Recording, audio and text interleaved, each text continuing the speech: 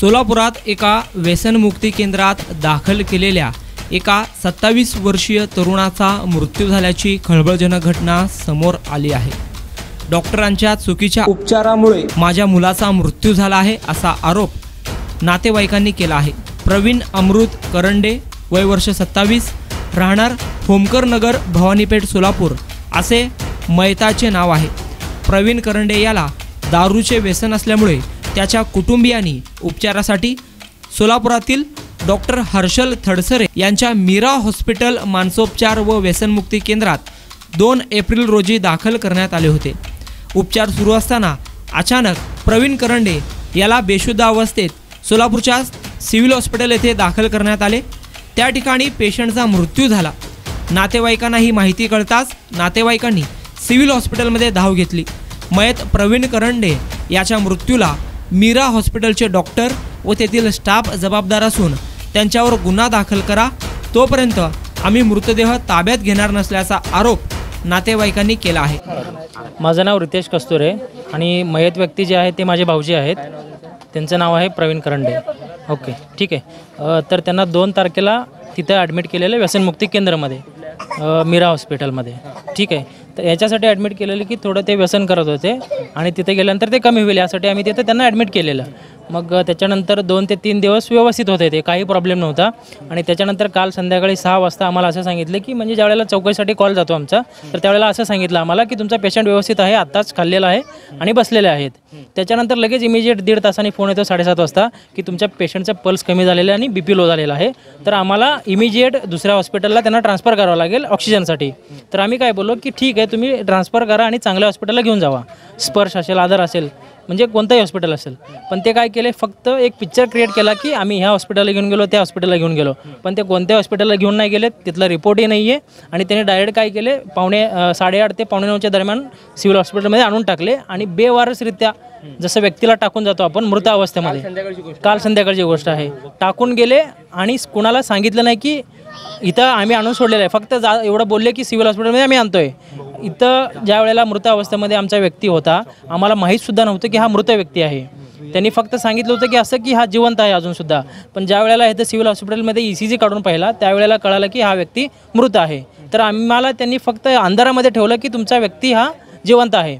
आणि ज्या वेळेला आम्ही व्यक्तीला पाहिलं आमच्या प्रवीण करंडे यांना, तर त्यावेळेला त्यांचं पूर्ण शरीर हे सुजलेलं होतं, चेहरा सुजलेला होता, ओठ फुटलेले होते, नाकातून कानातून रक्त आलेलं, तोंडातून रक्त आलेलं, पोट फुगलेलं, हातपाय फुगलेले, असे पूर्ण हात वरती होते असे, आणि पूर्ण शरीर फुगलेलं त्यांचं। तुम्हाला काय वाटतं म्हणजे कशामुळे? माझं असं म्हणणं आहे की ह्यांचं डेथ हे अगोदर झालेलं आहे, फक्त आम्हाला अंधारात ठेवत आहेत की खोटं बोलत आहेत की यांचं डेथ हे आत्ता झालेलं आहे। तर माझं हे म्हणणं असं आहे की जे डॉक्टर आहेत, जे हॉस्पिटल आहे, त्यांचं एकदम कसून चौकशी व्हायला पाहिजे, इन्व्हेस्टिगेशन व्हायला पाहिजे, त्यांचे CCTV फुटेज आहेत ते चेक केले पाहिजे आणि तिथे जे काही राहणारे व्यसनमुक्ती केंद्रामध्ये अदर काही लोक आहेत त्यांचा जबाब घेतला पाहिजे आणि ह्याचे कसून चौकशी करून पोलिसांनी ह्याच्याविरुद्ध स्ट्रिक्ट ॲक्शन घ्यायला हवं। आणि औषधांचं रिॲक्शन झालं आहे का मारहाण झालं आहे? सर काही कल्पना नाही आहे, कारण मेडिकली पाहायला गेलं तर व्यक्ती तेव्हा फुगते जेव्हा व्यक्ती मरून कमीत कमी 8 ते 10 तास झालेलं असतं, पण ते आम्हाला सांगतात की 6 वाजेपर्यंत काल संध्याकाळी तुमचा व्यक्ती जिवंत होता, पल्स कमी झालेला आहे। तर याच्यावरून समजून येतं की किती खोटं बोलतात ते। ठीक आहे, लास्ट वेळी कधी पाहिलं होतं तुमच्या पेशंटला? सर आम्ही लास्ट वेळी ज्यावेळेला ॲडमिट केलं होतं ना, त्याच्यानंतर फक्त आमचं फोनवर बोलणं होत होतं, कारण तिथे आतमध्ये कोणाला एंट्री देत नाहीत जोपर्यंत ते नाही बोलत, त्यामुळे कोणीही आमच्या व्यक्तीला पाहिलेलं नव्हतं।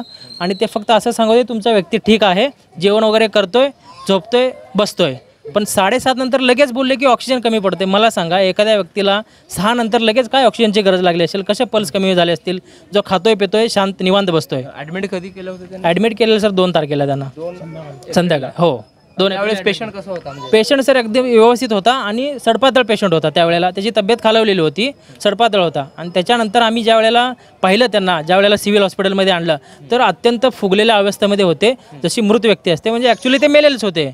आणि ह्याने आम्हाला खोटं सांगितलं की तुमचे व्यक्ती 6 वाजेपर्यंत जिवंत होते त्यांच्या म्हणण्यानुसार, पण व्यक्ती हा आधीच गेलेला होता। हे याच्यावरून समजून येतं की डेड बॉडी ही पूर्णपणे फुगलेली होती। पोलिसांना कळवलं काय म्हणले? पोलिसांना कळवल्यानंतर पोलीस हे डॉक्टरच्या हॉस्पिटलला गेले, पण तो डॉक्टर जो आहे कडी लावून आतमध्ये बसला होता।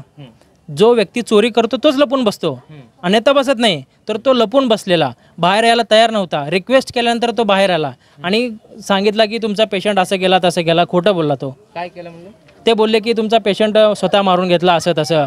आमचा पेशंट हा मारून घेणारा नव्हता. आमचा पेशंट एकदम सदृढ होता. आम्ही याच्यासाठी पाठवलेलं की त्यांचं व्यसन सुटलं पाहिजे. जर तसा पेशंट असता तर आम्ही मेंटल हॉस्पिटलमध्ये ॲडमिट केलं असतं. व्यसनमुक्तीमध्ये का घातलं असतं? बरोबर आहे ना हे माझं विचारणं. आणि पोलिसांनी आत्तापर्यंत FIR सुद्धा टाकलेलं नाही त्यांच्यावरती. मला सांगा, कुठल्या तरी व्यक्तीला बेवारसपणे तुम्ही टाकून गेलात, तुमच्या विरुद्ध अरेस्ट वॉरंट निघतं का नाही? लवकर निघालंच पाहिजे, कारण तुम्ही बेवारस त्याला टाकून गेलेला मृत अवस्थेमध्ये. पण आत्तापर्यंत पोलिसांनी FIR सुद्धा दाखल नाही केलेला आहे. ते बोलत आहेत की पहिला PM म्हणजे पोस्टमॉर्टम व्हायला पाहिजे, त्याचा रिपोर्ट आला, पंचनामा झाला, मग आम्ही FIR दाखल करणार. तुमची मागणी काय आता? माझी मागणी अशी आहे की त्याच्या डॉक्टरच्या विरोधात, हॉस्पिटलच्या विरोधात स्ट्रिक्ट ॲक्शन घेतली पाहिजे. कसून चौकशी झाली पाहिजे. CCTVचे फुटेज आम्हाला स्वतः बघायला मिळाले पाहिजेत. आणि माझी जी बहीण आहे ती एकटी आहे, 1.5 वर्षाचा मुलगा आहे, घरामध्ये फक्त स्त्रिया आहेत, त्यांचा उदरनिर्वाह कसा होणार? तर त्याचासुद्धा भरपाई आम्हाला पाहिजे आणि त्याच्या विरोधात कठोर कारवाई झाली पाहिजे. आमचा असं मागणी आहे आणि आम्हाला न्याय मिळाला पाहिजे. तोपर्यंत आम्ही बॉडी नाही घेणार, हातसुद्धा लावणार नाही. तर दुसरीकडे सिव्हिल हॉस्पिटलमधील गोंधळ पाहून सदर बाजार पोलीस स्टेशनचे वरिष्ठ पोलीस अधिकारी देखील घटनास्थळी दाखल झाले होते. नातेवाईकांना विनंती करून तुम्ही अगोदर पोस्टमॉर्टम करून घ्या, तुमची जी काही तक्रार असेल ते आम्ही नोंद करून घेतो असे सांगत मयताच्या नातेवाईकांची समजूत काढताना दिसून आले. जी काही तक्रार आहे ती आम्ही घेऊ आणि त्याच्यावर नियमानुसार कारवाई करू. फक्त नातेवाईकांनी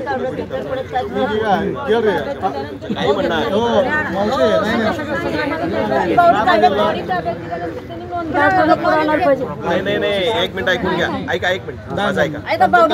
तुमचं काय म्हणणं आहे? नाही आपली तक्रार घेतल्यानंतर वाटतात ना ते सर्व मुद्दे लिहून घ्या. आई म्हणून आई कुणाला माहिती त्यांनी द्या. ते नियमानुसार कारवाई, परंतु डेड बॉडी पंचनामा झाला पाहिजे आणि त्याची तुम्हाला ताब्यात घ्यावी लागेल. अरे ऐका हो, तुम्ही लिहून दिल्याशिवाय कसं काय पुढचं होणार? नियमानुसार होईल. नाही करतो, परंतु तुम्ही घेणार नाही वगैरे असं म्हणून चालत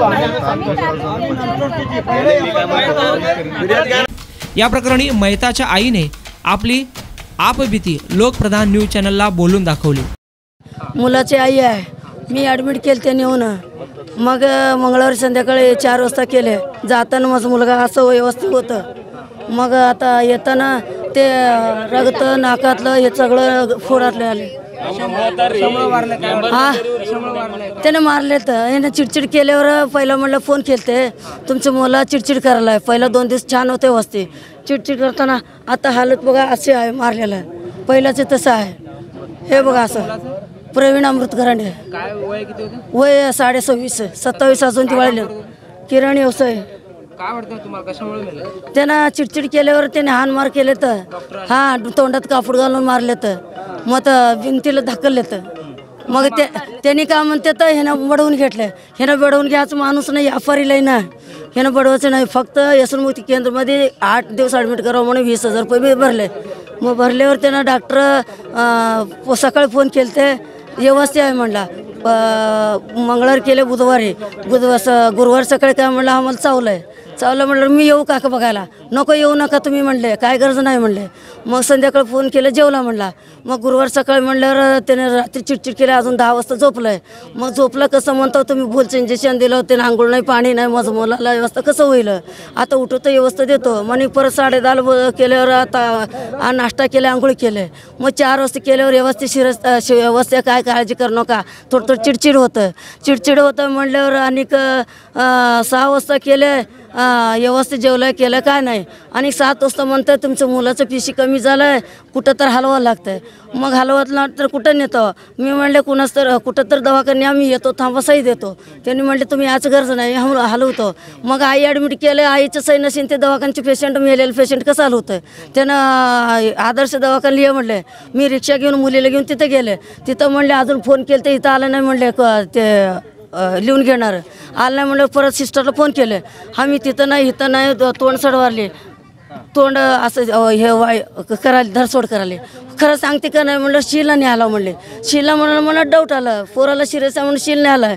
मग पळत रिक्षा बंद पडत चालू होतं आलो. गेटमध्ये मी थांबले गाडीचा आवाज केले. माझ्या मुलाला किती का 2 लाख 10 लाख जाऊ दे, मी प्रायव्हेट दवाखाने मुतकणाकडे कुठं तर नेऊन ॲडमिट करावं. त्यांनी काय केले असं मुली मी अडवले. गाडी अडवताना काय केले, कॉर्नर दंडाचं गाडी आणून आत घुसल्या, तुफान आणले. आम्हाला गाडी दिलं नाही.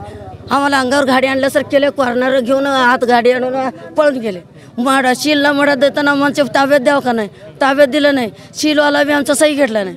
प्रायव्हेट लगेच ॲडमिट करून घेतलेत. मडत ताब्यात घेतले.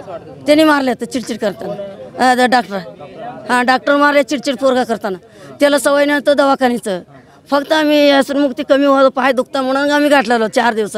त्यानं महिन्याचे थोडं पैत होता आता कमी केलता. मग पाय दुखतं त्याचे ॲडमिट करत 4 दिवस म्हणून केलते. त्यानं म्हणलं 8 दिवस 4 दिवस नाही महिन्याचे पैसे भरावं. मग महिन्याचे भरले मी 8 दिवसात नाही आव म्हणून. मग त्याने महिन्याचे पैसे भरून आम्हाला हाकलून दिलं. कोण कोण आहे त्यांच्या पत्नी? मुलं किती वर्षाचे? मुलं 1.5 वर्षाचं आहे. काय काम करत होतं? किराणा व्यवसाय कस्तुरबा मार्केट. मागणी काय आहे? आम्हाला न्याय द्यायला पाहिजे. मला डॉक्टरला कारवाई करायला पाहिजे. माझं मुला 1.5 वर्ष सून आहे. 1.5 वर्षाचं पोरगा आहे. माझा मुलगा बी एकटाच हो. माझं घर बुडलं आता. म्हणजे काय तर तुम्ही योगी नाही करायला पाहिजे. काय नाही मला कोरले. माझं एकटाच मुलगावर दुकान होतं. आता दुकान बंद आहे आमचे व्यवसाय किराणा कस्तुरबाई मार्केट. 2 तारखेला ॲडमिट केलं. ते कोणाला भेटू देत नव्हते. फक्त कॉलवरतीच बोलणं होत होतं. मग ते व्यवस्थित आहेत, जेवतायत, पितायत, झोपतायत सांगितले होते. पण अचानकच 6 वाजता कॉल करून सांगितलं की असं नसं झालं आहे आणि हॉस्पिटलला जाणार आहोत. वेगळ्या हॉस्पिटलचं नाव सांगितलं. तिकडं पळापळी चालू होतं. तर ह्यांनी इकडं आणून फेकून गेले ह्यांना बॉडी इथं ठेवून. तेव्हा मृत घोषित होते पण त्यांनी सांगितले नाही की ते जिवंत आहेत म्हणून असं सांगितले. तुम्हाला काय वाटतं संशय काय? त्यांनी म्हणतात की नवरा मारून घेतलाय, बडवून घेतलाय. पण त्यांनी असं करू शकत नाहीत. त्यांना मारलंय. डॉक्टरांकडूनच काहीतरी झालंय. तर न्याय मिळायला हवं माझ्या नवऱ्याला. किती वर्षाचा मुलगा आहे तुम्हाला? 1.5 वर्षाचा आहे. मयत प्रवीण करंडे हा भुसार दुकानदार आहे. कस्तुरबा मार्केट येथे त्याचा दुकान आहे. त्याच्या मृत्यूला मीरा हॉस्पिटलचे डॉक्टर हर्षल थडसरे हे जबाबदार असल्याचा आरोप नातेवाईकांनी केला. या प्रकरणावर लोकप्रधान न्यूज चॅनलने मीरा हॉस्पिटलचे डॉक्टर हर्षल थडसरे यांच्याशी थेट बातचीत केली व त्यांची बाजू ऐकून घेत घडल्या प्रकरणी प्रतिक्रिया घेतली. डॉक्टरांनी काय म्हटले ऐका कॉल रेकॉर्डिंग. हॅलो सर, नमस्कार. डॉक्टर हर्षल सर बोलतायत का? हा बोला. हा सर, मी लोकप्रधान न्यूज चॅनल मधून बोलतोय. पत्रकार अकबर बागवान सोलापूर. तर आता एक सिव्हिल मध्ये एक केस आम्ही कव्हर केलेली आहे. त्या संदर्भात तुमची आम्हाला बाजू हवी आहे की नेमकं काय घडलं होतं. तर ते अमृत करंडे यांचं जे पेशंट तुमच्या हॉस्पिटलमध्ये ऑर्डिमेट होतं ते डेथ झालेलं आहे. नातेवाईकांचा असा ब्लेम आहे की तुमच्या चुकीच्या उपचारामुळं ते त्या पेशंटचा मृत्यू झालेला आहे. तुमच्यावर FIR करावी अशी मागणी केली. तुमचा खुलासा काय? पेशंट हा अल्कोहोल विड्रॉल डिलिरियम मध्ये होता. म्हणजे अल्कोहोल विड्रॉल म्हणजे बंद झाल्यानंतर जी अवस्था आहे ते कन्फ्युजनची त्याच्यात होता. आणि असं अनेक शेकडो पेशंट आपण ट्रीट केलेले. गेली 6 वर्ष आपलं हॉस्पिटल चालू आहे. त्याच्यात असे आता सध्याही माझ्याकडे ऍडमिट असलेले पेशंट तशा अवस्थेतून गेलेले. तर त्याच्या बाबतीत दुर्दैवाने काहीतरी घडलेलं असणार आहे आणि ते पोस्टमॉर्टम मध्ये कळेल आपल्याला की काय कारण होतं त्याच्यामुळे मृत्यू झाला. तर पेशंट काही निष्काळजीपणा किंवा काही झालेलं नाही. तर पेशंट कधी ऍडमिट होता आपल्याकडे? कधी आलता? 2 तारखेला आला. त्या दिवशी दारू प्यालेलीच होती त्याने. तर नातेवाईक म्हणतायत की पेशंटला म्हणजे ट्रीटमेंट करताना काहीतरी उपचार चुकीचा झाला आणि सिव्हिल मध्ये ऍडमिट करून सगळं तुमचं स्टाफ असेल म्हणजे संबंधित ज्याने ऍडमिट केलं ते सोडून आम्हाला न सांगता निघून गेले. काय खरं आहे सर? पेशंटच्या नातेवाईकांना आपण इन्फॉर्म केलेलं होतं. त्यानंतर आपण कुठे घेऊन जायचं आपणच अँब्युलन्स अरेंज केली होती. तेव्हा त्यांचे नातेवाईक वेगवेगळं. त्यानंतर आपण कुठे घेऊन जायचं आपणच अँब्युलन्स अरेंज केली होती. तेव्हा त्यांचे नातेवाईक वेगवेगळं फोन येत होते वेगवेगळ्या. त्यावेळेस त्यांनी सुरुवातीला स्पर्श नंतर मार्कंडे असं सांगितलं. मग त्याच्यातच वेळ चालला म्हणून आपण सिव्हिलला त्यांना सांगितलं की आपण सिव्हिलला घेऊन येतो. सिव्हिलला आणल्यानंतर त्यांचा ऑलरेडी जमाव झालेला होता तिथे. आणि मग ते जमावाचा रोष बघून मग यांनी MLC करून घेतली स्टाफने आणि तिथेच ते थांबले आतमध्ये दुसऱ्या स्टाफ सोबत सिव्हिलच्या. सिव्हिलमध्ये पेशंट जेव्हा ऍडमिट आपण केला तेव्हा काय परिस्थिती होती, कंडिशन काय होती पेशंटची? पेशंट इथून जाताना त्याचे पल्स स्टॉप होत होते, म्हणून आपण त्याला ऑक्सिजन चालू करून नंतर ॲम्ब्युलन्स मधून शिफ्ट केलं. हा सर, नातेवाईकांचा आरोप आहे आपल्या हॉस्पिटलवर आपल्यावर की तुमच्यावर गुन्हा दाखल करा तुमच्या उपचारामुळे. तुमचा काय खुलासा आहे शेवटी? पेशंटच्या बाबतीत आपण रेग्युलर जे उपचार करतो ते केलेले आहेत, काहीच निष्काळजीपणा केलेला नाहीये. आणि असे शेकडो पेशंट आपण ट्रीट केलेले आहेत गेल्या 6 वर्षात. आत्ताही ऍडमिट असलेले पेशंट आहेत जे या अशा अवस्थेतून गेलेले आहेत. एका पेशंटच्या बाबतीत दुर्दैवाने काहीतरी घडलं, कळून येईल आपल्याला. म्हणजे तुम्ही सांगताय तुमच्याकडनं काय किंवा उपचारात चूक वगैरे झालेली नाही, जे रुटीनली आपण उपचार करतो तेच. एकंदरीत सोलापुरातील मीरा हॉस्पिटल मानसोपचार व व्यसनमुक्ती केंद्रात प्रवीण करंडे या रुग्णाचा मृत्यू झाल्याप्रकरणी नातेवाईकांनी आक्रोश केला आहे. सिव्हिलमध्ये मोठी गर्दी केली होती. डॉक्टरांनी चुकीचे उपचार केल्यामुळे माझ्या मुलाचा मृत्यू झाला असा आरोप आईने व त्याच्या पत्नीने केला. नातेवाईकांकडून देखील हॉस्पिटलवर कारवाई करण्याची मागणी झाली.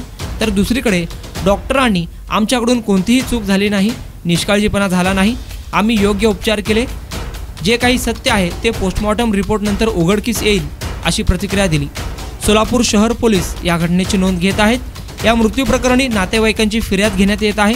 मयताचा पोस्टमॉर्टम रिपोर्ट आल्यानंतर नेमकं हे प्रकरण कशामुळे घडलं हे उघडकीस येणार असून 3 डॉक्टरांच्या निगराणीखाली पोस्टमॉर्टम होईल असे आश्वासन वरिष्ठ पोलीस अधिकारी सिव्हिल हॉस्पिटल येथे नातेवाईकांना देताना दिसून आले. अब्दुल शेख सोबत अकबर बागवान, लोकप्रधान न्यूज, सोलापूर.